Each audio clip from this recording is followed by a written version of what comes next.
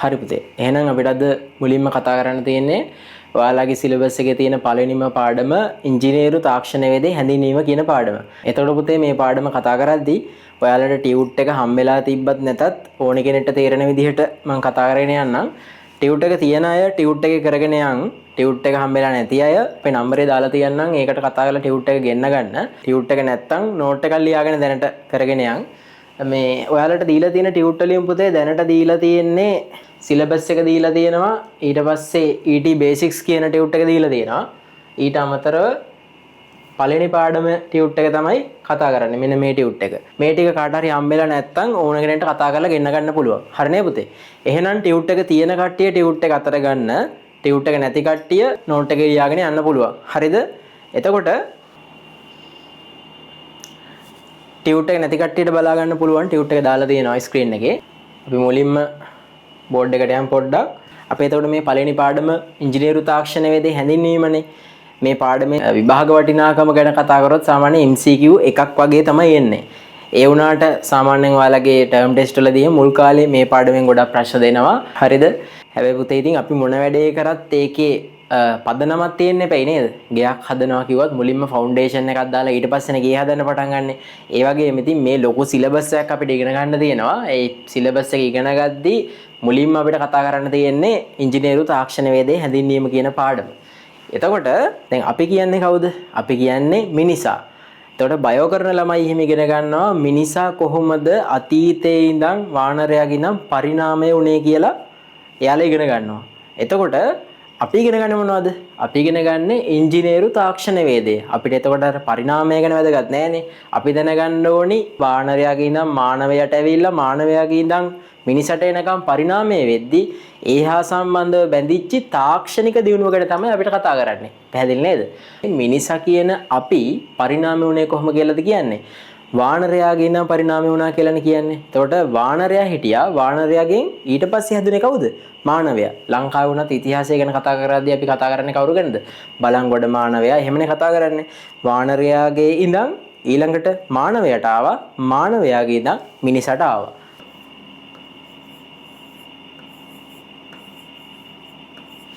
වානරයා හිටියා. වානරයාගෙන් පස්සේ හිටියා කවුද? මානවයා හිටියා.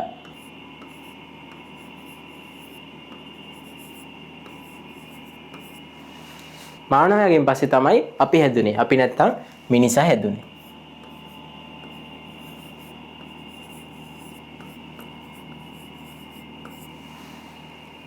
හරි. මොකද්ද කිව්වේ? වානරයා හිටියා. වානරයා හිටියා. ඊට පස්සේ මානවයා වුණා. ඊට පස්සේ මිනිසා හැදුනා. පැහැදිලිනේ කතාව.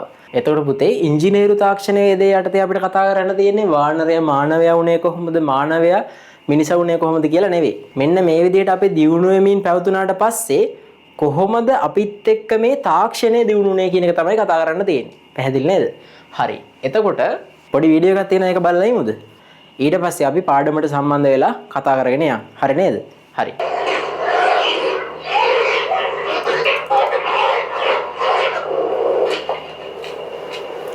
ඔන්න ඉන්නවා පුතේ. එතකොට ගහෙන් බහැපු ගමන්ම වානරයා මොකද කරන්නේ? පොළොව හාරගෙන කෑම හොයනවා. කෑම කනවා. ඔහොම තමයි ජීවත් වෙන්නේ.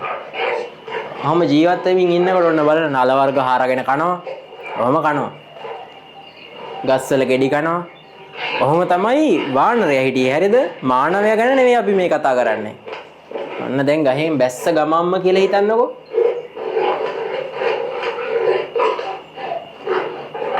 මේ එතකොට අපි කතා කරන්නේ පරිණාමය වෙන්න පටන් ගත්ත මුල්ම කාලේ. හරිද?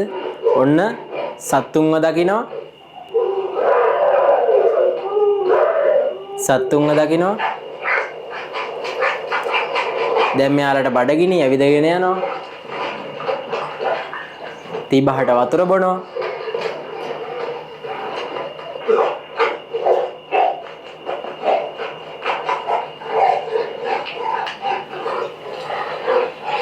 ඔන්න එක එක සත්තු වර්ග ගන්න පටන් ගන්නවා.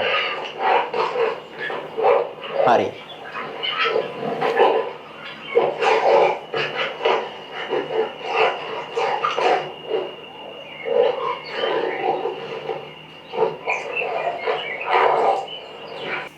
ඔන්න පුතේ එතකොට මාංශ භක්ෂක සත්තු මරාගෙන මස් කනවා දැක්කට පස්සේ මෙයාලටත් හිතෙනවා ඒව කන්න ඕනේ කියලා. හරිද? බලන්නකෝ. මොනවද එයාලට ආයුධ මොකුත් නැහැ. පාවිච්චි කරන්නේ මොනවද? ගල් පාවිච්චි කරනවා, ඇටකොටු පාවිච්චි කරනවා සත්තුන්ගෙන්. ඕවා පාවිච්චි කරලා මස් කඩාගෙන ඉරාගෙන කන්න පටන් ගන්නවා.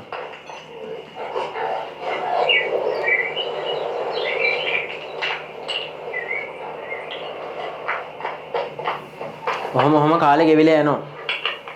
බලන්නකෝ. මේ බලන්නකෝ.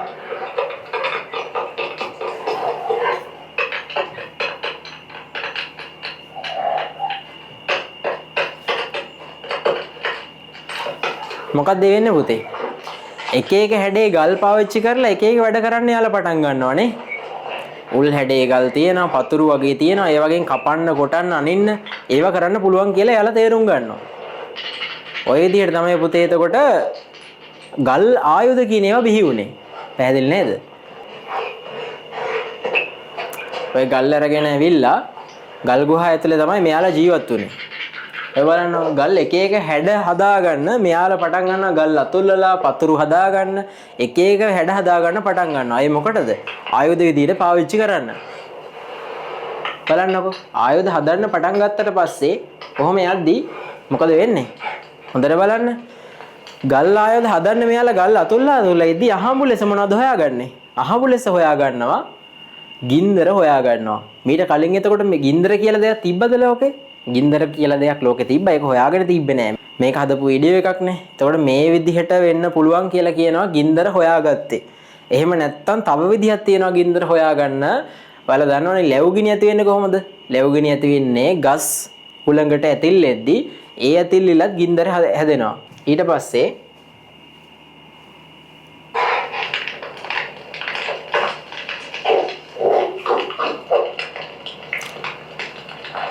බලන්නකෝ පුතේ කොහොම හරි අහඹු ලෙස මෙයාලා ගින්දර හොයාගත්තනේ. එක්ක ගල් අතුල්ලලා හරි එක්ක කෝටු අතුල්ලලා හරි කොහොම හරි එයාලා ගින්දර හොයාගත්තා. එතකොට ගින්දර හොයාගන්න කලින් මෙයාලා කොහොමද මස් කෑවේ? මෙයාලා ගින්දර හොයාගන්න කලින් මස් කෑවේ අමුයෙන් තමයි සත්තු මරන් කෑවේ. පැහැදිලිද? හැබැයි මේ ගින්දර හොයාගත්තට පස්සේ මෙයාලා පුරුදු වුණා මස් පුච්චගෙන කන්න. මීට කලින් අමුයෙන් කාපු මස් පුච්චලා කද්දී ඒකේ අමුතුම රසක් තියෙනවා. එහෙම නේද? ඒ වගේම මේ ගින්දර කියන එක අල්ලලා බලන්න පුළුවන්ද? අල්ලලා බලන්න බෑ. මෙයාලා ජීවත් වුණේ ගල් ගුහා ඇතුළේනේ. ගල් ගුහා ඇතුළේ මෙයාලා ජීවත් වෙද්දී ගල් ගුහාවෙන් එළියේ ගිනි ගොඩක් ගහලා තිබ්බට පස්සේ එක එක සත්තු ගල් ගුහාවට රිංගන එක නැවතුණා. ඔන්න ඔය සිද්ධිත් එක්ක මෙයාලට ගින්දර කියන්නේ මැජික් එකක්, දෙවි කෙනෙක් වගේ වුණා. ඔන්න ඔහොම තමයි එතකොට ගින්දර හොයාගත්තේ අපේ ආදි මානවයාගේ කාලෙදී. හරි. ආයත් පාරක් අපි පාඩමට යන්. හරි. එතකොට පුතේ ටියුට් එක තියෙන කට්ටිය ප්‍රශ්නයක් නැහැ. ටියුට් එක නැති කට්ටිය නෝට් එකක් ලියා ගන්න, මාතෘකාව ලියා ගන්න ඉංජිනේරු තාක්ෂණ වේදේ හැඳින්වීම කියලා. ඉංජිනේරු තාක්ෂණ වේදේ හැඳින්වීම කියලා ලියන්න. මේ නෝට් එකක් ලියා ගමු පුතේ. ටියුට් එකක් ළඟ නැති කට්ටිය මේ නෝට් එකක් ලියා ගමු. ලියා ගන්න. ලෝකය දිනෙන් දින දියුණු වන විට මිනිස් අවශ්‍යතා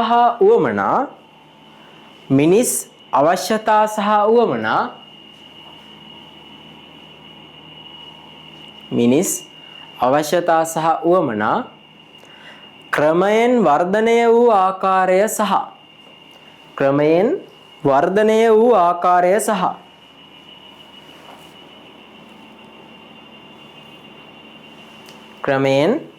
වර්ධනය වූ ආකාරය සහ ඒවා සපුරා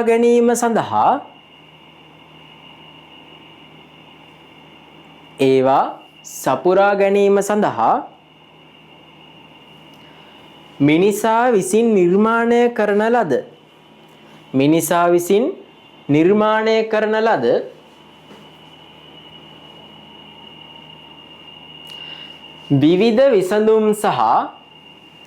විවිධ විසඳුම් සහ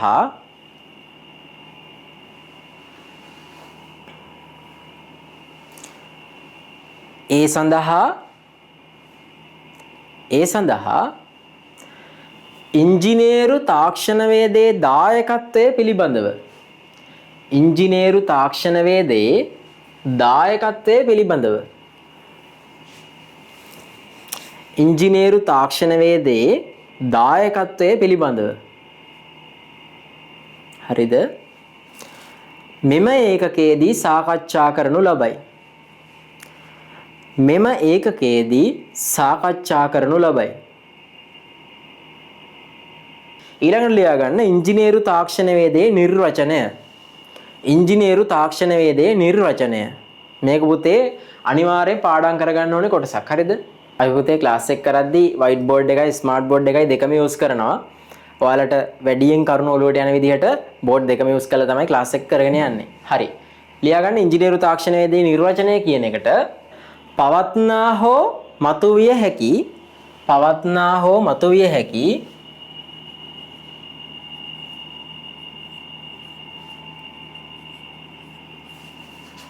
පවත්නා හෝ මතුවිය හැකි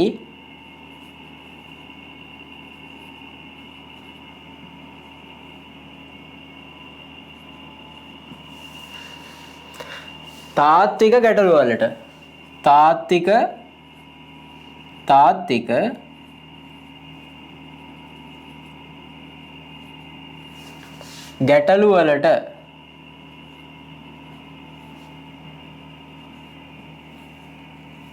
ගැටලු වලට මානව යහපත සැලසෙන පරිදි මානව යහපත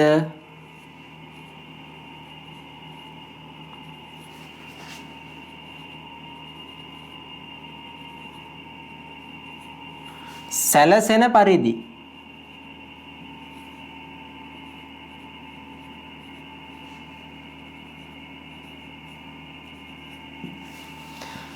විසඳුම් ලබා දීමේ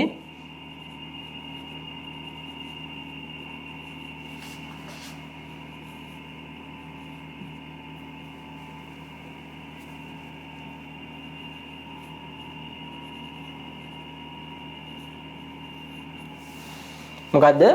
පවත්නා හෝ මතුවිය හැකි තාත්වික ගැටලු වලට මානව යහපත සැලසෙන පරිදි විසඳුම් ලබා දීමේ ඉංජිනේරු ශිල්පය ඇතුළත් ක්‍රියාවලිය. ඉංජිනේරු ශිල්පය ඇතුළත්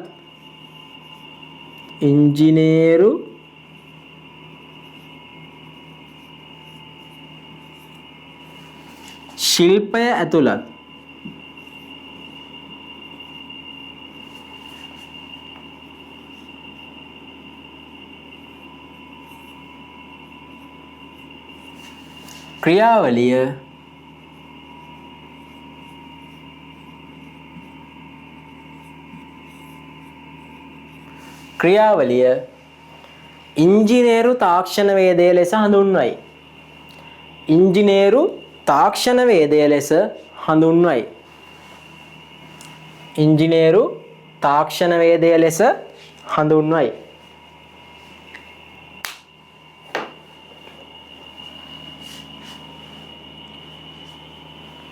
හරි නේද? මේක පුතේ පාට පෑනක් කරගෙන කොටු කරගන්න. හරිද? පාට පෑනක් කරගෙන කොටු කරගන්න. මේක අනිවාර්යෙන් පාඩම් තියෙනවා. සද්දරි කියන පුතේ ඉන්න තැනක මාත් එක්ක පවත්නා හෝ මතුවිය හැකි තාත්වික ගැටලු වලට මානව යහපත සැලසෙන පරිදි විසඳුම් ලබා දීමේ ඉංජිනේරු ශිල්පය ඇතුළත් ක්‍රියාවලිය ඉංජිනේරු තාක්ෂණවේදය ලෙස හඳුන්වයි. එහෙම කතා කරමු අපි. ඒ කියන්නේ මොකද්ද පුතේ? පවත්නා හෝ මතුවිය හැකි. ඒ කියන්නේ මොකද්ද? දැනට තියෙන ප්‍රශ්නයක් වෙන්නත් පුළුවන්. එහෙම නැත්නම් ඉස්සරහට වෙන්න තියෙන ප්‍රශ්නයක් වෙන්නත් පුළුවන්. නේද? එහෙම නේද?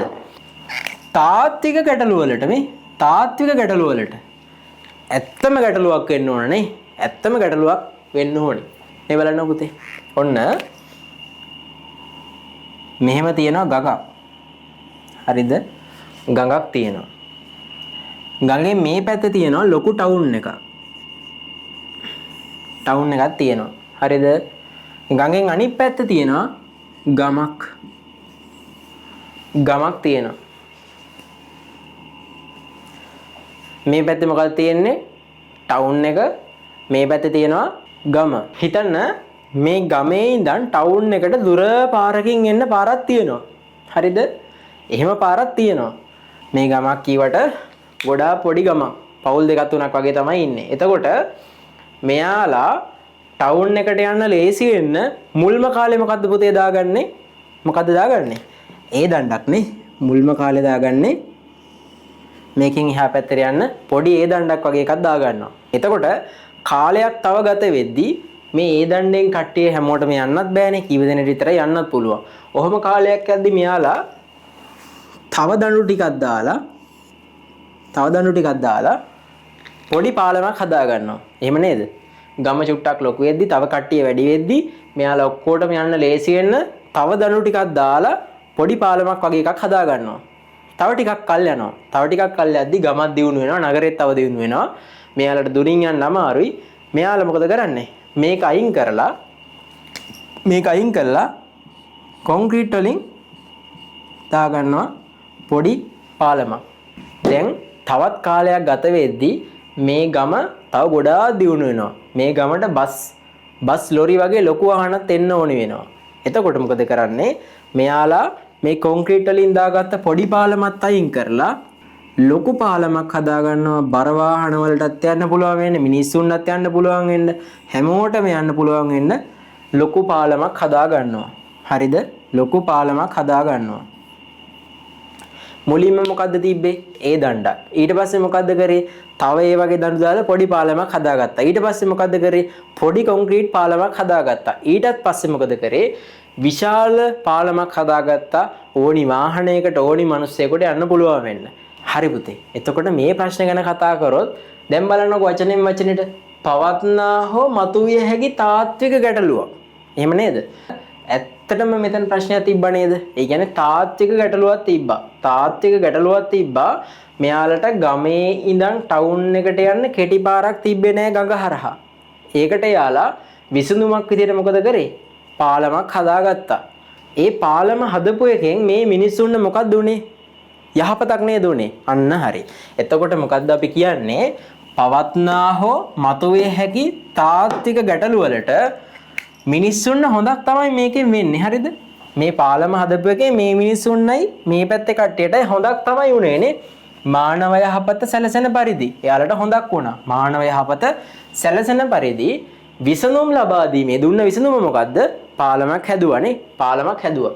විසඳුම් ලබා දීමේ ඉංජිනේරු ශිල්පය ඇතුළත් ක්‍රියාවලිය.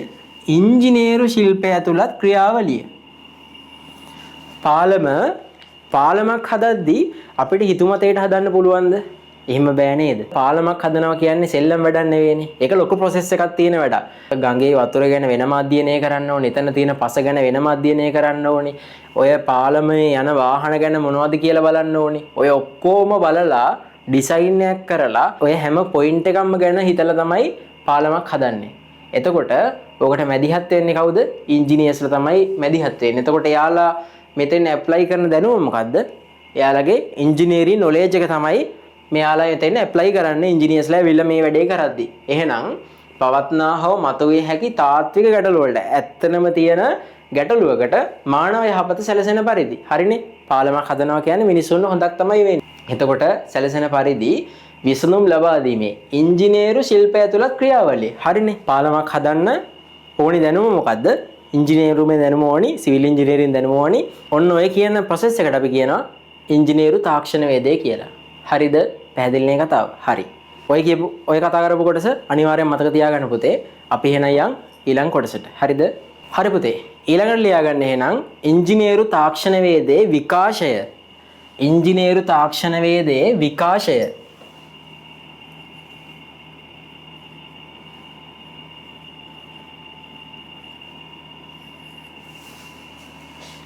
ඉංජිනේරු තාක්ෂණ වේදයේ විකාශය. ඒකට ලියාගන්න ඉංජිනේරු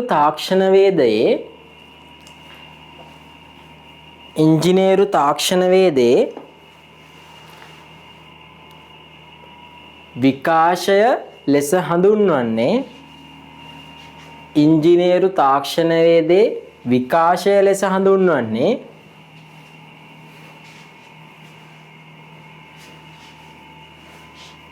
හරිද අතීතයේ පටන්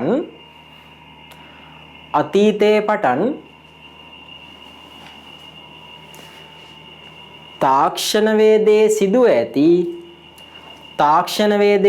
ඇති ක්‍රමික වෙනස් වීමයි තාක්ෂණවේදයේ විකාශය ලෙස හඳුන්වන්නේ අතීතයේ පටන් තාක්ෂණවේදයේ සිදුව ඇති ක්‍රමික වෙනස් වීමයි. හරි ඊළඟට තරුවක් දාලා ලියා ගන්න. අතීතයේ පටන් අද දක්වා වූ කාලය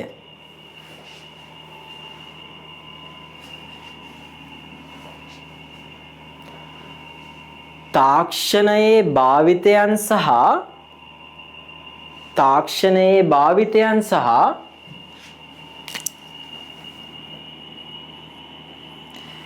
සංස්කෘතික පරිවර්තනයන්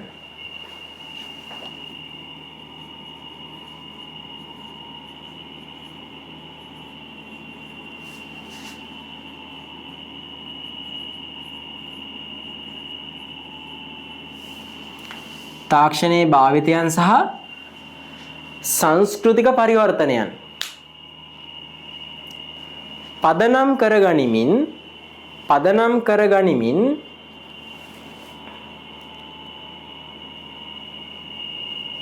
පහත පරිදි යුග පහකට වෙන් කළ හැකිය. පහත පරිදි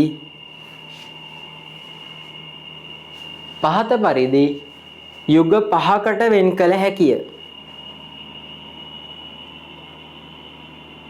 තාක්ෂණවේදයේ විකාශය කියලා කතා කරන්නේ අතීතයේ පටන් තාක්ෂණවේදයේ වෙච්චි ක්‍රමික වෙනස් වීම කියලා කිව්වනේ. ක්‍රමික වෙනස් වීම. අතීතයේ ඉඳන් අද වෙනකන් කාලය තාක්ෂණයේ භාවිතයන් සහ සංස්කෘතික පරිවර්තනයන් පදනම් කරගෙන අපි යුග කීයකටද බෙදන්න පුළුවන් කියලා කිව්වේ? යුග 5කට බෙදන්න පුළුවන් කියලා කිව්වා. හරි. යුග 5 මුලින්ම ලියාගෙන ඉමු පුතේ. යුග 5 ලියාගෙන ඉමු. ටියුට් එක ළඟ තියෙන කට්ටිය ටියුට් එක ඉඩ තියලා තියෙනවා 1 2 3 4 5 කියලා. ඒක ලියා ගන්න. නෝට් එක ලියන අය නෝට් එකේ පහළට ලියා ගන්න. හරි. පළවෙනි යුගය කියනවා අපි ගල් යුගය කියලා.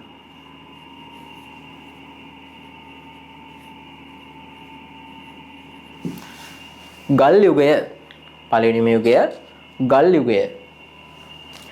ඊට පස්සේ දෙවෙනි යුගය අපි කියනවා දෙවෙනි යුගය එඬේර යුගය. එඬේර යුගය.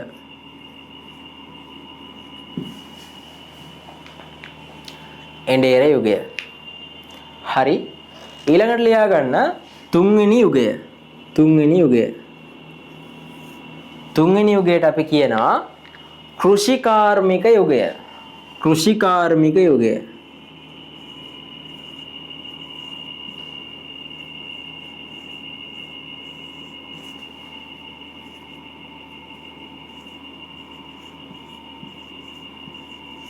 හතරවෙනි යුගය ලියා ගන්න පුතේ. හතරවෙනි යුගය කාර්මික යුගය. කාර්මික යුගය.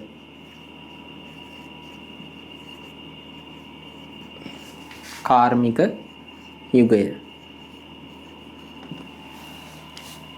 පස්වෙනි යුගය ලියා ගන්න තොරතුරු තාක්ෂණ යුගය. තොරතුරු තාක්ෂණ යුගය.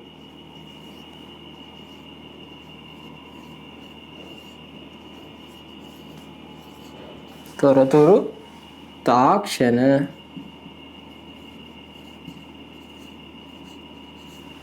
යුගය.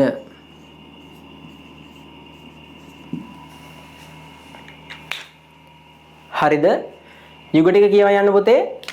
ගල් යුගය, එඬේර යුගය, කෘෂිකාර්මික යුගය, කාර්මික යුගය, තොරතුරු තාක්ෂණ යුගය. හරිද? මේ යුග පහ එතකොට බෙදන්න පුතේ පාදකුණේ මොකද්ද? තාක්ෂණයේ භාවිතයන් සහ සංස්කෘතික පරිවර්තනයන්. ඒක පුතේ ටියුට් එකේ තිබ්බ highlight කරගන්න. තාක්ෂණයේ භාවිතයන් සහ සංස්කෘතික පරිවර්තනයන් කියන එක highlight කරගන්න. තාක්ෂණයේ භාවිතයන් සහ සංස්කෘතික පරිවර්තනයන් පදනම් කරගෙන තමයි මේ විදිහට යුග පහකට බෙදුවේ. ගල් යුගය, එඬේර යුගය, කෘෂිකාර්මික යුගය, කාර්මික යුගය, තොරතුරු තාක්ෂණ යුගය. හරි.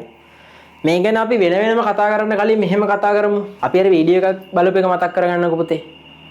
මීට අවුරුදු මිලියන ගානකට කලින් මානවයා හිටියේ කොහෙද? ගල් ගුහා ඇතුලේ තමයි හිටියේ. ගල් ගුහා ඇතුලේ තමයි හිටියේ.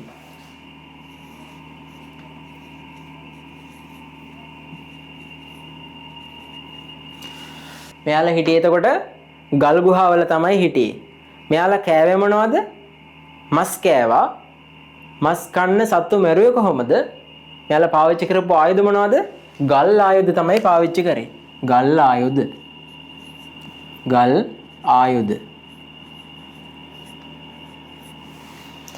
ගල් ආයුධ පාවිච්චි කරලා සත්තු මරාගෙන ගල් ගුහා වල ජීවත් වෙච්ච කාලෙට අපි කියනවා ගල් යුගය කියලා. මොකද්ද පුතේ? ගල් ආයුධ පාවිච්චි කරලා සත්තු මරාගෙන කාලා ගල් ගුහා වලට වෙලා ජීවත් වෙච්ච කාලෙට අපි කියනවා ගල් යුගය කියලා.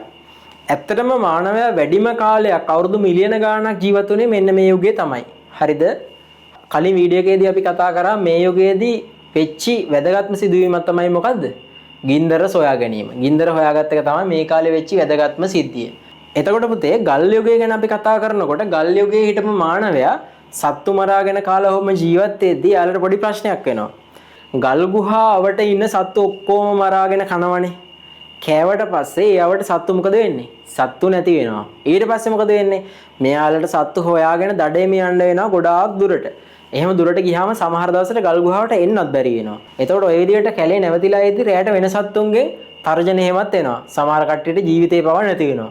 එතකොට මේක මාර ප්‍රශ්නයක් වෙනවා. කාලයක් යද්දී ගල් ගුහාවට සත්තු නැති වෙන එක. මරාගෙන කන්න. දඩේ මේ ගියාම සමහර දවසට දඩයන් හම්බෙන්නෙත් නැහැ. ඔන්න ඔය ප්‍රශ්නේ නිසා මෙයාලා තීරණය කරා දඩේ මේ යන එක හරියන වැඩක් නෙවෙයි. ඊට වැඩිය හොඳයි නේද? අපිම සත්තු ටිකක් හැදුවනම් කියලා. තේරෙනවද කතාව? දඩේ මේ යන එක හරි කරදරයි. හැමදාම දඩයන් හම්බෙන්නෙත් නැහැ. ඊට වඩා හොඳයි නේද? අපිම සත්තු ඇති කරගෙන අපිට ඕන වෙලාවට මරාගෙන කන්න පුළුවන් නේද කියලා. ඔන්න ඔය විදිහට හිතලා මෙයාලා පටන් ගත්ත සත්තු ඇති කරලා එයාලගෙන් ඒ අවශ්‍යතාවය ඉටු කරගන්න. ඊට පස්සේ වෙච්ච ප්‍රශ්නේ තමයි සත්තු හදන්න පටන් ගත්තේ කොහෙද? ගල් ගුහාවට. ගල් ගුහාවේ යාලා ජීවත් වෙන ගමන් සත්තු හදන්න පටන් ගත්තා ඒවට. ඒතර සත්තු හරක් කියලා හිතන්නකෝ. එයාලා කන්නේ මොනවද? තනකොළනේ කන්නේ. එතකොට එළුව ගත්තත් එයාලට ශාක කොටස් තමයි ඕනි වෙන්නේ. එතකොට මුල් කාලේදී ප්‍රශ්නයක් උනේ නැහැ. ගල් ගුහාවට මෙයාලට කෑම ඇති වෙන්න තිබ්බා. ඊට පස්සේ මොකද උනේ? තව කාලයක් ගියාට පස්සේ මෙයාලට කෑම හොයන්න තව පොඩ්ඩක් එළියට යන්න ඕන වුණා. හරිද? ඊට පස්සේ ඒ ටිකත් ඉවරුනාට පස්සේ මොකද වෙන්නේ? ඒ ඇති කරන සත්තුන්ට කෑම නැති වෙනවා ගල් ගුහාවට ප්‍රදේශේ. එතකොට මොකද වෙන්නේ? මෙන්න මේ අතීත මානවයට සිද්ධ වෙනවා සත්තු ටිකත් අරගෙන ගල් ගුහාවෙන් එළියට යන්න. ගල් ගුහාවෙන් එළියට ගිහිල්ලා මෙයාලා කොහෙටද ගියේ? තෘණ භූමි හොයාගෙන තමයි මෙයාලා ගියේ. තනකොළ තියෙන පැති හොයාගෙන ගියා. තනකොළ තියෙන පැති හොයාගෙන ගියාට පස්සේ මෙයාලට ආපහු ගල් ගුහාවට එන්න බෑ. මෙයාලා පටන් ගත්තා ඒ යන තැන්වල తాවකාලික ජනාවාස ඇති කරගන්න. කූඩාරම් හදාගන්න පටන් ගත්තා. එතකොට මෙයාලා ගිහිල්ලා කූඩාරමක් හදාගන්නවා. සත්තුන්නේ ඒවට කන්න දෙනවා. එයාලා ආපහු එතකොට ගල් ගුහාවලට ආවේ නෑ. ඒ පැතිවල తాවකාලික ජනාවාස ඇති කරගත්තා. අපි ඒවට කියනවා කූඩාරම් කියලා. එතකොට ওই කූඩාරම් එහෙට මෙහෙට අරන් යන්නේ කොහොමද? කූඩාරම් එහෙම ඇරයි යන්න පටන් ගත්තෙත් ඔය ඇති කරන සත්තුන්ගෙම පිටේ බැඳලා තමයි. අර ඉස්සර කාටුන් එකක් බලලා ඇති යකාරි කියලා. බලලා තියෙනව නේද? යකාරි කාටුන් එකේ අර කූඩාරම් තිබ්බේ. ඔන්න ඔය වගේ කූඩාරම් ගහගෙන තමයි කට්ටිය ජීවත් වෙන්නේ. කූඩාරමේ කාලයක් ඉන්නවා. ඊට පස්සේ මේ පැත්තේ කැම ඉවරනාට පස්සේ සත්තුත් අරන් කූඩාරමත් අරන් යනවා. ඔහොම තමයි යාලා ඒ කාලේ ජීවත් වුනේ. හරිද? එතකොට පුතේ ඔය කතාවත් එක්ක එඬේර යුගය කියලා කියන්නේ මොකද්ද? తాවකාලික ජනාවාසවල ජීවත් වෙමින් තමන්ගේ ආහාර අවශ්‍යතා සඳහා සතුන් ඇති කරමින් ජීවත් වෙච්ච කාලේ තමයි එඬේර යුගය කියලා කියන්නේ. එතකොට පුතේ ඔය එඬේර යුගයේ කාලයක් ඉන්නකොට මෙයාලටම තේරෙනවා ඔය විදිහට කූඩාරම් ගගහ තනින් තැනට යන එක හරිම කරදරයි කියලා. අනිත් කතාව තමයි ඔය එඬේර යුගයේදී ජනාවාසත් ටිකක් ලොකු වුණා. සත්තු අපි හදනවා තමයි මස් කන්න කියලා. හැබැයි මිනිස්සුත් එන්න වැඩි වුණා. මිනිස්සු එන්න වැඩි වෙද්දී අපිට හැම වෙලෙටම සත්තු කන්න බෑ. මොකද එතකොට අපි හදන සත්තු ප්‍රමාණය ඉක්මනට ඉවර වෙනවා. එතකොට ওই ප්‍රශ්නත් එක්ක මස් කනගමම්ම කන්න තව අතුරු දෙයක්ත් හොයාගන්න ඕන වුණා. ඔහොම හොයා ඉදී යාලට තේරුණා සත්තු කන සමහර ධාන්‍ය වර්ග අපිටත් කන්න පුළුවන් කියලා තේරුණා. ඔයිට කලින් එතකොට මානවයා මොනවද කෑවේ? මස් විතරයි කලින් කෑවේ. හැබැයි දැන් කන්නේ මොනවද? ධාන්‍ය වර්ග හරි තව මොනවා හරි හදාගෙන ඒවත් එක්ක මික්ස් කරගෙන මස් වර්ග ගන්න පටන් ගත්තා. එතකොට මොකද්ද කරන්න ඕන උනේ? ධාන්‍ය වර්ග අපිට නිකන් හම්බෙන්නේ නැහනේ. මුල් කාලේ නම් එතකොට ওই ධාන්‍ය වර්ග කැලෙන් ගිහිල්ලා හොයාගන්න තිබ්බා. ඒත් එක්කම තව ටිකක් කල් යද්දි මෙයාලා තේරුම් ගත්තා ওই ධාන්‍ය වර්ග ඇටගෙනල්ලා පැල කරන්න පුළුවන් කියලා. ඒ වගේම මෙයාලා මේ හදපු සත්තුන්ගේ අපද්‍රව්‍ය පාවිච්චි කරලා අර ධාන්‍ය වර්ග නිකන් හදනවට වඩා හොඳට වගා කරන්න පුළුවන් කියලා තේරුම් ගත්තා. කොහොමද මෙයාලා ධාන්‍ය වගා කරේ? සත්ව අපද්‍රව්‍ය පොහොර ලෙස පාවිච්චි කරලා ධාන්‍ය වගා කරන්න පටන් ගත්තා. දැන් පුතේ ධාන්‍ය සහ පොහොර තිබ්බ කියලා අපිට වගා කරන්න බෑනේ. වගාවක් කරනවා නම් ප්‍රධාන වශයෙන්ම මොනවද ඕනේ? වතුර ඕනේනේ. වතුර ඕනි නිසා ආදිමානවයට සිද්ධ වුණා අර తాවකාලික ජනාවාස අතෑරලා දාලා ගංගාශ්‍රිතව ගිහිල්ලා පදිංචි වෙන්න උනුණා. ඊට පස්සේ මෙයාලා මොකද කරේ? ගංගා ආශ්‍රිතව පදිංචි වෙලා ධාන්‍ය වගා කරා මොනවද පොහොර විදියට පාවිච්චි කරේ? සත්තුන්ගේ අපද්‍රව්‍ය පොහොර විදියට පාවිච්චි කරා. මොකද්ද උනේ? ධාන්‍ය වගා කරන්න තීරණය කරා. ධාන්‍ය වගා කරන්න නම් මොනවද ඕනි? වතුර ඕනි. වතුර ඕනි නිසා මෙයාලා తాවකාලික ජනාවාස අතෑරලා ස්ථිර ජනාවාස ඇති කරගත්තා කොහෙද? ගංගා ආශ්‍රිතව. ගංගා ආශ්‍රිතව හදාගෙන ගඟෙන් වතුර අරගෙන සත්තුන්ගේ අපද්‍රව්‍ය පොහොර විදියට පාවිච්චි කරලා ධාන්‍ය වගා කරමින් ජීවත් වෙච්ච කාලේ තමයි කෘෂිකාර්මික යුගය කියලා කියන්නේ. හරිද? එතකොට කෘෂිකාර්මික යුගයේදී මොකක්ද උනේ? මෙන්න මේ කාලෙදි තිබ්බ తాවකාලික ජනාවාස ස්ථිර ජනාවාස බවට පත් වුණා. මෙයාලා ස්ථිර ජනාවාස හදාගත්ත කොහෙද? ගංගාශ්‍රිතව. මොනවද වගා කරේ? ධාන්‍ය වර්ග වගා කරා. ධාන්‍ය වර්ග වගා කරද්දී පොහොර විදිහට පාවිච්චි කරේ මොනවද? සත්තුන්ගේ අපද්‍රව්‍ය තමයි පාවිච්චි කරේ. ඔන්න ඔය විදිහට බිහි වෙච්ච ශිෂ්ටාචාර ගැන තමයි පුතේ ඔයාලා ඕලෙවල් කාලේදී ඉගෙන ගත්තේ. ඔයාලා ඒ කාලේ ඉගෙන ගත්තා නේද? නයිල් නිම්න ශිෂ්ටාචාරය, මෙසොපොතේමියානු ශිෂ්ටාචාරය. ඔහොම ගංගා ආශ්‍රිතව බිහි වෙච්ච ශිෂ්ටාචාර ගැන කතා කරානේ. ඔන්න ඔය ශිෂ්ටාචාර බිහි වුණේ මෙන්න මේ කෘෂිකාර්මික යුගයේදී. පැහැදිලිනේ කතාව? හරි. අපි දැන් පුතේ යුග තුනක් ගැන කතා කරානේ. මොනවද? ගල් යුගය, ඉන්ඩේර යුගය, කෘෂිකාර්මික යුගය. එතකොට මෙන්න මේ කෘෂිකාර්මික යුගයට ගොඩාක් කලින් තමයි රෝදය හොයාගත්තේ. රෝදය හොයා ගැනීම ගැන අපි පස්සේ කතා කරනවා. රෝදය හොයාගත්තේ. මෙන්න මේ කාලවකවානුවේදී වගේ තමයි ඔය එංගලන්තෙන් ලෝකෙ වටේම රටවල් යටත් කරගෙන යටත් විජිත හදාගත්ත කාලේ උනේ. එතකොට ඔය යටත් විජිත හදාගන්නවත් එක්කම එංගලන්තේ නිෂ්පාදන වලට ලෝකෙ වටේම ඉල්ලුම වැඩි වුණානේ. ওই ඉල්ලුම වැඩි වෙච්ච නිසා මෙයාලට නිෂ්පාදන ධාරිතාවය වැඩි කරන්න ඕන වුණා. ඒකට විසඳුමක් විදිහට යන්ත්‍ර සූත්‍ර බිහි වුණා. ඔන්න ඒ යුගයට කියනවා අපි කාර්මික යුගය කියලා. මේක ගැන අපි වෙනමම ඉස්සරහදී කතා කරනවා. ඒ නිසා තමයි සරලව ඔය විදිහට කිව්වේ. හරි. එතකොට ගල් යුගය ඉවරයි, ඉන්ඩේර යුගය ඉවරයි, කෘෂිකාර්මික යුගය ඉවරයි, කාර්මික යුගයත් ඉවරයි. ඊළඟ යුගය මොකද්ද? තොරතුරු තාක්ෂණ යුගය. එතකොට කාර්මික යුගය කියලා කිව්වේ මොකද්ද? මිනිසා යන්ත්‍ර සූත්‍රات එක්ක වැඩ කරපු කාලේ තමයි කාර්මික යුගය කියලා කියන්නේ. කාර්මික යුගයෙන් පස්සේ තොරතුරු තාක්ෂණ යුගය කියලා කියන්නේ මිනිසා වැඩියෙන් වැඩ කරන්නේ මොනවත් එක්ක? තොරතුරු සහ දත්ත එක්ක, පරිගණකයේ එක්ක, අන්තර්ජාලයත් එක්ක. ඔන්න ඔය කරන ගණදෙනු නිසා කාර්මික යුගයෙන් පස්සේ යුගය අපි කතා කරනවා තොරතුරු තාක්ෂණ යුගය කියලා. එයි මේ යුගයට කාර්මික යුගය කියලා කියන්නේ ඒ යුගයේදී මිනිස්සු වැඩියෙන් වැඩ කරේ මොනවත් එක්කද? යන්ත්‍ර සූත්‍රات එක්ක. එයි මේ යුගයට තොරතුරු තාක්ෂණ යුගය කියලා කියන්නේ මේ යුගයේදී වැඩියෙන් මිනිස්සු වැඩ කරන්නේ තොරතුරු දත්ත පරිගණකය සහ අන්තර්ජාලය වගේ දේවල් එක්ක. ඔය සිද්ධිත් එක්ක මේ යුගයට කියනවා අපි තොරතුරු තාක්ෂණ යුගය කියලා. පැහැදිලිනේ කතාව? හරි පුතේ. හැමෝම ටියුට් එකට යන්න. ටියුට් එකට යන්න. බලන්න ගල් යුගය කියලා තියෙනවා. ටියුට් එක තියෙන අය ටියුට් එකේ ලියන්න. වෙනම නෝට් එක ලියන කට්ටිය නෝට් එකේ ලියන්න කියලා කිව්වනේ. එයාලට මම ඔය ඔකට අදාළ රූප සටහන් වෙනම කොලයක් තියෙනවා. ඒකේ වඩනම් මගේ නම්බරයට මැසේජ් එකක් දාන්න. මම එවන්නම්. හරි. ගල් යුගය කියලා ලියා ගන්න. ගල් යුගය දැන් පුතේ නෝට් ලියද්දී අපි ඡේද ලියන්නේ නැහැ කවදාවත්. හරිද? ලියන හැම එකක්ම තරු දාලා පොයින්ට් විදියට තමයි පහළට ලියන්නේ. ඒතකොට තමයි ඔයාලට පාඩම් කරන්න ලේසි වෙන්නේ. මම මේ කියන හැම එකක්ම තරු දාලා පොයින්ට් විදියට තමයි ලියන්න ඕනේ. හරිද? හරි. ලියන්න එහෙනම් පළවෙනි තරුව ගල් යුගයට අදාළව පළවෙනි තරුව ලියා ගන්න. ඊතා ඈත අතීතයේ පටන් ඉතා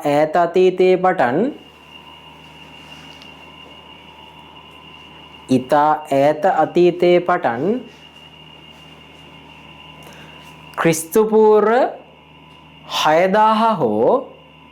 ක්‍රිස්තු පූර්ව 6000 හෝ 4000 දක්වා කාලවකවානුවයි. ක්‍රිස්තු පූර්ව 4000 දක්වා කාලවකවානුවයි.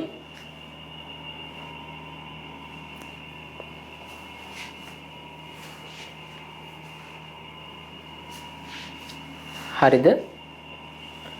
ඊළඟට ලියා ගන්න ගල් කැබලි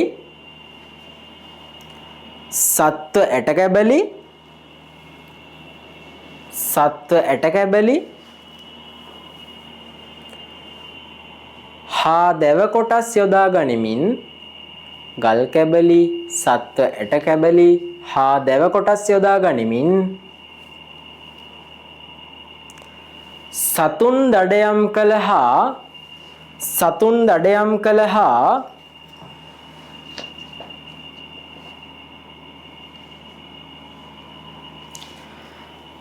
ගල් ගුහා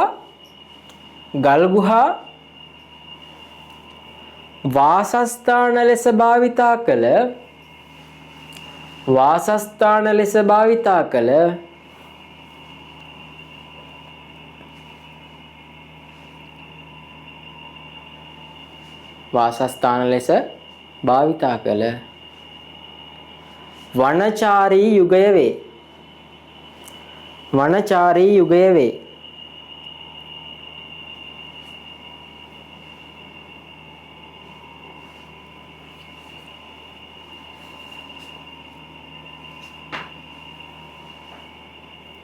ඊළඟට ලියා ගන්න ගින්දර සොයා ගැනීම කමාවක් මස් පුලුස්සාගෙන කෑම සහ ගින්දර සොයා ගැනීම මස් පුලුස්සාගෙන කෑම සහ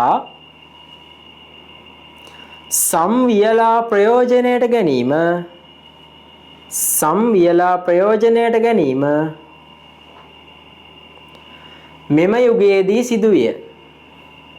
මෙම යුගයේදී සිදුවිය. ගින්දර සොයා ගැනීම මස් පුලුස්සා ආහාරයට ගැනීම සම්වියලා ප්‍රයෝජනයට ගැනීම මෙම යුගයේදී සිදුවිය. හරිද? ඊළඟ තරුව ලියා ගන්න නොපිලිස්සූ මැටි භාජන පුලුස්සලා නැති මැටි භාජන නොපිලිස්සූ මැටි භාජන භාවිතා කළ බවටද සාක්ෂි ඇත. නොපිලිස්සූ මැටි භාජන භාවිතා වූ බවට සාක්ෂි ඇත. නොපිලිස්සූ මැටි භාජන භාවිතා වූ බවට සාක්ෂි ඇත. හරි. ඊළඟට ලියා ගන්න පුතේ එඬේර යුගය.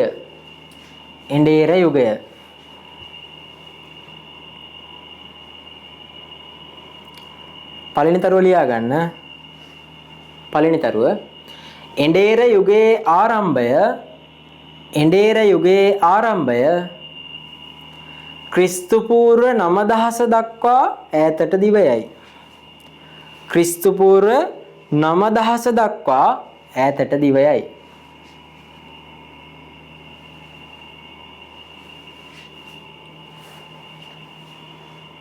ක්‍රිස්තු පූර්ව 9000 දක්වා ඈතට දිවයයි. ඊළඟ තරුව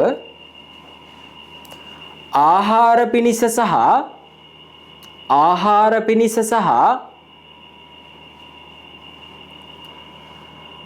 ප්‍රවාහන අවශ්‍යතා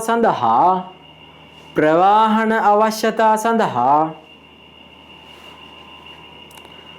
සතුන් ඇති කිරීම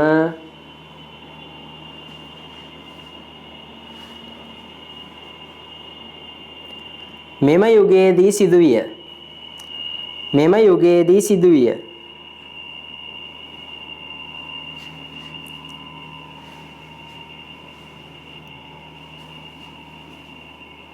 ඊළඟට එකල తాවකාලික ජනාවාස බිහිවීම ආරම්භුනි. එකල తాවකාලික ජනාවාස බිහිවීම ආරම්භුනි. හරිද? එකල తాවකාලික ජනාවාස බිහිවීම ආරම්භුනි. හරි. ඊළඟට ලියා ගන්න කෘෂිකාර්මික යුගය. කෘෂිකාර්මික යුගය. ලියා ගන්න කෘෂිකාර්මික යුගයේ පළවෙනි තරුව කෘෂිකාර්මික යුගයේ ආරම්භය ලෙස කෘෂිකාර්මික යුගයේ ආරම්භය ලෙස ක්‍රිස්තු පූර්ව 6000 සහ 4000 අතර ක්‍රිස්තු පූර්ව 6000 ඉරක් 4000 ක්‍රිස්තු පූර්ව 6000 සහ 4000 අතර කාල පරිච්ඡේදයේ සැලකිය හැකිය. ක්‍රිස්තු පූර්ව 6000 සහ 4000 අතර කාල පරිච්ඡේදයේ සැලකිය හැකිය. ඊළඟ තරුව ස්ථිර වාසස්ථාන සහ ජනාවාස ස්ථිර වාසස්ථාන සහ ජනාවාස පිහිටුවා ගැනීම ආරම්භුනි. පිහිටුවා ගැනීම ආරම්භුනි. ස්ථිර වාසස්ථාන සහ ජනාවාස පිහිටුවා ගැනීම ආරම්භුනි. ඊළඟ තරුව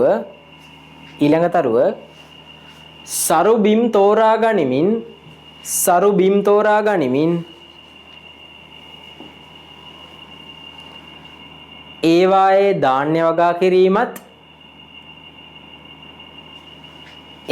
ධාන්‍ය වගා කිරීමත් එළුවන් බැටළුවන් ඌරන් වැනි සතුන් එළුවන් බැටළුවන් ඌරන් හරකනොත් ලියමු සහ හරකුන් වැනි සතුන් එළුවන් බැටළුවන් ඌරන් සහ හරකුන් වැනි සතුන් ඇති කිරීමද සිදුවිය.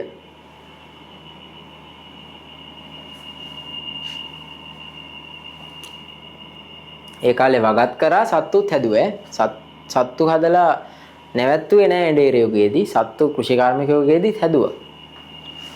හරි. ඊළඟ තරුව දැවයෙන් තනාගත්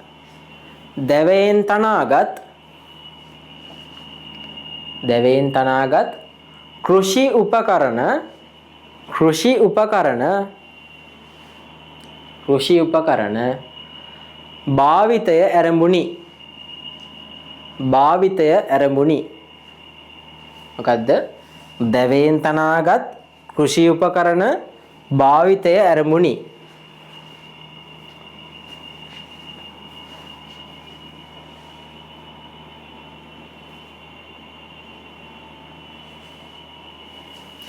ඊළඟ තරුව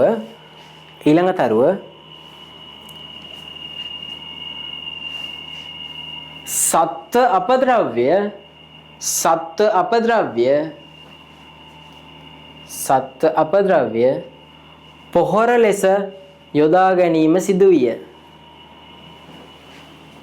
සත්ත්ව අපද්‍රව්‍ය පොහොර ලෙස යොදා ගන්නා ලදී. සත්ත්ව අපද්‍රව්‍ය පොහොර ලෙස යොදා ගන්නා ලදී.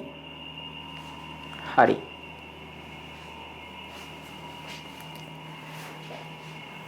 ඊළඟ තරුව නව වාරී තාක්ෂණික ක්‍රම නව වාරී තාක්ෂණික ක්‍රම යොදා ගැනීමද ආරම්භුනි. නව වාරී තාක්ෂණික ක්‍රම යොදා ගැනීමද ආරම්භුනි.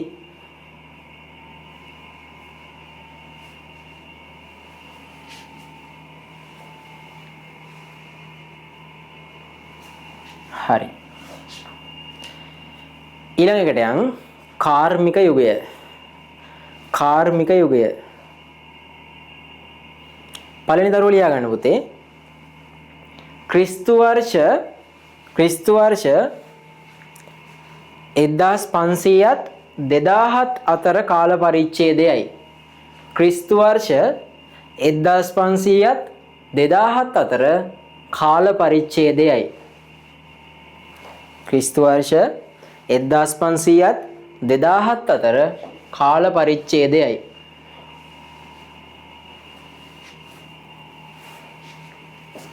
දෙවෙනි තරුව මෙම යුගයට පෙර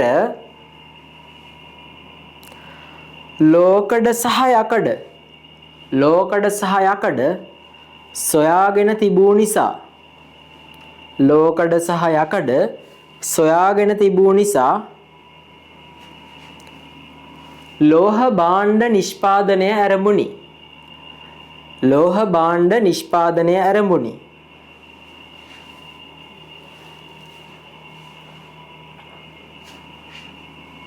ලෝහ භාණ්ඩ නිෂ්පාදනය ආරම්භුනි. ඊළඟ තරුව ලියා ගන්න. ඊළඟ තරුව පෙර යුගවලදී භාවිතා කළ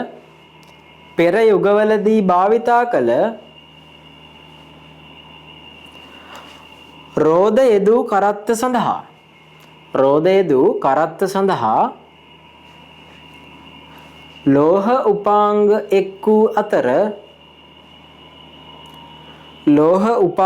එක් වූ අතර ක්‍රමයෙන්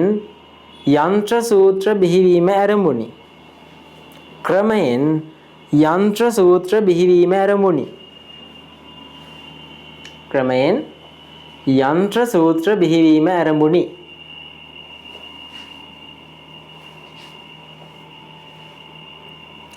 හරිද? හරි. ඊළඟ පොයින්ට් එකට යන්. ඊළඟ කතාවට යන්. ඊළඟ එක තොරතුරු තාක්ෂණ යුගය. හරි. පළවෙනි තරුව ලියා ගන්න. ක්‍රිස්තු වර්ෂ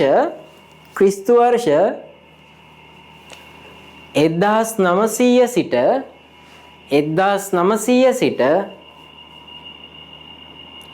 කාල වකවානුවයි. ක්‍රිස්තු වර්ෂ 1900 සිට කාල වකවානුවයි.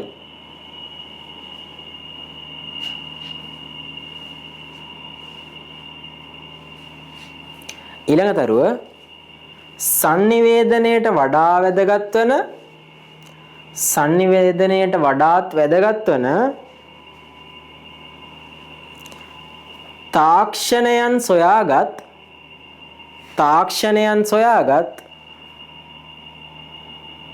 තාක්ෂණයන් සොයාගත් යුගයයි.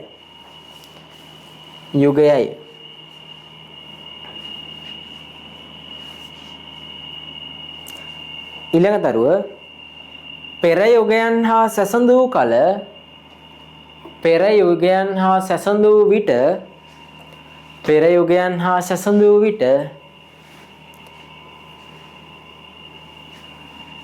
ශීඝ්‍ර වර්ධනයක්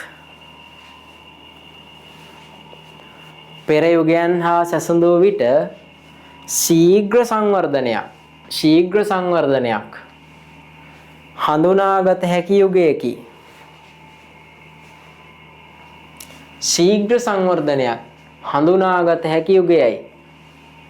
ශීඝ්‍ර සංවර්ධනයක් හඳුනාගත හැකි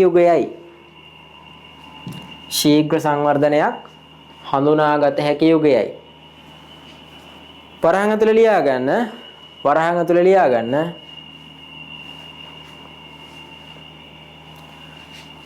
රූපවාහිනිය සොයා ගැනීම වරහන් ඇතුලේ ජංගම දුරකථනය සොයා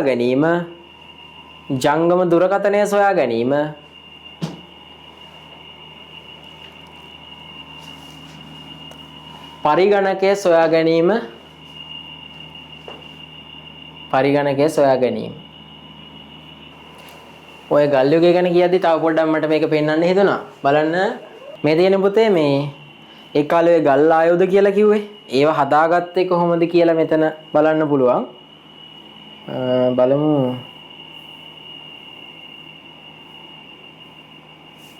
මේ තියෙන පුතේ ඒ කාලේ එතකොට පාවිච්චි කරපු ගල් ආයුධ. මේ තියෙන එතකොට පුතේ ඔය ගල් ආයුධ හදාගත්තේ කොහොමද කියලා. ඔය විදිහට මුලින්ම නිකම්ම ගල් පතුරු තමයි පාවිච්චි කරේ. එතකොට ඔය උල් වගේ දේවල් පාවිච්චි කරා. මම කිව්වේ මේ විදිහට තමයි එතකොට ගල් ආයුධ හැදුවේ කොහොමද කියලා කිව්වා. මේ විදිහට හැදුවේ. එතකොට ඔහොම ගල් ආයුධ හදන්න ගිහිල්ලා වෙන්න පුළුවන් කිව්වා. ගින්දර හොයාගත්තේ මතකයි නේද? ඔය ගල් යුගයේ නෝට් එක ලියද්දි මම ලිව්වනේ ඉතා ඈත අතීතයේ සිට ක්‍රිස්තු පූර්ව 6000 හෝ 4000 දක්වා කියලා. ඒක වරහන් ඇතුලේ ලියන්න නිශ්චිතවම ප්‍රකාශ කිරීම අපහසුයි කියලා. ඇත්තටම ගල් යුගය අපිට මෙන්න මේ කාලේ කියලා නිශ්චිතවම කියන්න බෑ. අවුරුදු මිලියන ගාණක් පුරාවට වැඩිම කාලයක් තිබ්බ යුගය තමයි ගල් යුගය කියලා කියන්නේ. අර වරහන් ඇතුලේ ලියන්න නිශ්චිතවම ප්‍රකාශ කිරීම අපහසු වේ කියලා. අපි නෝට් එකේ ලිව්වේ ඉතා ඈත අතීතයේ සිට ක්‍රිස්තු පූර්ව 6000 හෝ 4000 දක්වා කියලා. වරහන් ඇතුලේ ලියා ගන්න නිශ්චිතවම ප්‍රකාශ කිරීම අපහසු වේ කියලා. ඔන්න ඔය විදිහට තමයි එතකොට ගල් ආයුධ හැදුවේ. කොහොම හදද්දි තමයි එතකොට ගින්නර හොයාගත්තයි කියලා කියන්නේ. එතකොට ඔය විදිහට මුලින්ම ගල් විතරක් පාවිච්චි කරා. ඊට පස්සේ මොකද කරේ? ගල් වලට මේ වගේ ලී මිටක් ගහලා පාවිච්චි කරා නේද? මේ විදිහට. එතකොට ඔය වැල් වල මොනවද වැල් වර්ග එහෙම තමයි ලණු විදිහට පාවිච්චි කරේ. ඔය පොරවක් හදා ගන්න විදිහ එතකොට ඔය විදිහට තමයි පොරවක් හැදෙන්නේ. ඒ කාලේ පොරව මුලින්ම හදාගත්තේ මොකක් හරි මොකද්ද කොහොමද හදාගත්තේ? මේ විදිහට පොරව හදාගත්තේ මේ වගේ ලීයක් පළලා අර හදාගත්ත ගල් පතුරක් දාලා මේ වගේ වැලකින් මේ විදිහට බැඳලා. ඔය විදිහට තමයි. ඒතර අපේ ක්ලාස් එක කරගෙන යද්දි මේ වගේ ගොඩාක් ඇනිමේෂන්ස් පාවිච්චි කරනවා. ගොඩාක් මේක වැදගත් ඔටෝමොබයිල් වගේ පාඩම් කරද්දි ඊට පස්සේ විදුලි තාක්ෂණ මේ දේ වගේ ඒවා කරද්දි ගොඩක් ඔයාලගේ සබ්ජෙක්ට් එකේ ගොඩක් දේවල් ඉස්සර කරන්න මේ වගේ ඇනිමේෂන්ස් වැදගත් වෙනවා. ඒකයි මේ විදිහට පාවිච්චි කරන්න මුලින් නම් මේ පාඩමේ ලොකුට දෙයක් කියලා දෙන්නේ නැහනේ. ඉතින් ඔයාලට කියන්න ඕනේ මේ වගේ තාක්ෂණයන් අපි පාවිච්චි කරනවා ක්ලාස් එක ඇතුලේදී. හරි. මේ බලන්න ඊට පස්සේ මේ වගේ ගල් පොලිෂ් කරලා පාවිච්චි කරනවා. මේව ගැන අපි වෙනම කතා කරනවා. ඔය දැන් අපි ගල් යුගයේ, එඬේර යුගයේ, කෘෂි කාර්මික යුගයේ ඔය ටිකනේ කතා කරේ. එතකොට ඊට අමතරව ලෝකඩ යකඩ හොයාගත්ත යුගයන් ගැන කතා කරනවා. අර ගල් වලින් තිබ්බේවා ලෝකඩ යකඩ වලින් හදපු කාලය ගැන කතා කරනවා. ඒවා ලබන සතියේ කතා කරමු. මේ බලන්නකො එතකොට කොහොම තමයි පොරවක් එහෙම හදන් තියෙන්නේ. මේ ගල් පොලිෂ් කරේ කොහොමද කියලා තියෙනවා. ඒක ඔයාලට තේරෙනවා කොහොමද මවා ගන්න පුළුවන්. මේ බලන්නකො කොහොමද දෙයක් විදගත්තේ කොහොමද කියලා තියෙනවා. මේ බලන්න විද ගන්න විදිහ ඒ කාලේ නේ. දැන් කාලේ හැම දෙයකටම මැෂින් තියෙනවනේ. එතකොට ඒ කාලේ දේවල් විද ගන්න තියෙන්නේ මේ විදිහට. තිබ්බ ගල් ආයුධනේ. ඔය විදිහට. හරි. එතකොට අපි මේ පුතේ පාඩමට ප්‍රවේශයක් ගත්තා විතරයි. හරිද? ලබන සතියේම ගොඩාක් වැදගත් දේවල් කතා කරන්න තියෙනවා. ඔය වාෂ්ප එන්ජිම ගැන කතා කරන්න තියෙනවා. ඊට පස්සේ කාර්මික විප්ලවය ගැන කතා කරන්න තියෙනවා. ඔය වාෂ්ප එන්ජිම ගැන මම විශේෂයෙන්ම කිව්වේ ගොඩාක් පන්තිවල කාර්මික විප්ලවයේ කාලෙදී හොයාගත්ත වැදගත් දෙයක් කියලා කියනවා වාෂ්ප එන්ජිම. හැබැයි වාෂ්ප එන්ජිම මොකක්ද කියලා දෙන්නේ නැහැ. හරිද? ඒක මාර වැරදි වැඩක්. වාෂ්ප එන්ජිම කියන්නේ මොකක්ද කියලා දෙන්න ඕනේ. මොකද ඔයාලා මේ ඉගෙන ගන්න ඉතිහාසය නෙවෙයිනේ. ඉතිහාසයේ පන්තියක් නම් ඒ වගේ පොයින්ට් ලියලා ඉස්සරහට යන්න පුළුවන්. කාර්මික විප්ලවයේ කාලේදී හොයාගත්ත වැදගත්ම දෙයක් තමයි වාෂ්ප එන්ජිම කියලා කියන්නේ. ඒක නෝට් එකේ නිකම්ම වාෂ්ප එන්ජිම කියලා ලියලා ගිහිල්ලා වැඩක් නැහැ. ඒතර වාෂ්පේන්ජිම කියන්නේ මොකක්ද කියලා ඔයාලා දැනන් ඉන්න ඕනේ. පැහැදිලිනේ කතාව. එතකොට ඔන්න ඔය කියන පොයින්ට් එහෙම විශේෂයෙන්ම මම උගන්වනවා. හරිද? අපේ පන්තියේ පොඩ්ඩක් අනිත් ඒවාට වඩා වෙනස් වෙන්නේ ඔය වගේ තැන්වලදී. එතකොට අපි පාවිච්චි කරන තාක්ෂණය ගොඩාක් ඉහළ තාක්ෂණයක් පාවිච්චි කරනවා. ස්මාර්ට් බෝඩ් පාවිච්චි කරනවා, වයිට් බෝඩ් පාවිච්චි කරනවා. ඔය හැමදේම පාවිච්චි කරනවා. එතකොට මොනවා හරි ප්‍රශ්නයක් තිබ්බොත් අනිවාර්යෙන් මැසේජ් එකක් දාන්න. මගේ නම්බරේ දාලා තියෙනවා. ඒකට මැසේජ් එකක් දාන්න. ටියුට් ඕනි කට්ටිය ටියුට් ගෙන්න ගන්න පුළුවන්. සිලබස් එකයි ඔය ඔක්කොම දීලා තියෙන ඕන එකක් ගෙන්න ගන්න පුළුවන්. ඊට අමතරව නෝට් එකේ විතරක් ලියන කට්ටියට print out එකක් ගන්න ඕන නම් අර රූප කොලයක් තියෙනවා. ඒක මට WhatsApp දාන්නත් පුළුවන්. ඕන කෙනෙක් ඉන්නනම් මට මැසේජ් එකක් දාන්න. හරි පුතේ. හරි එහෙනම් 5 බෝල්.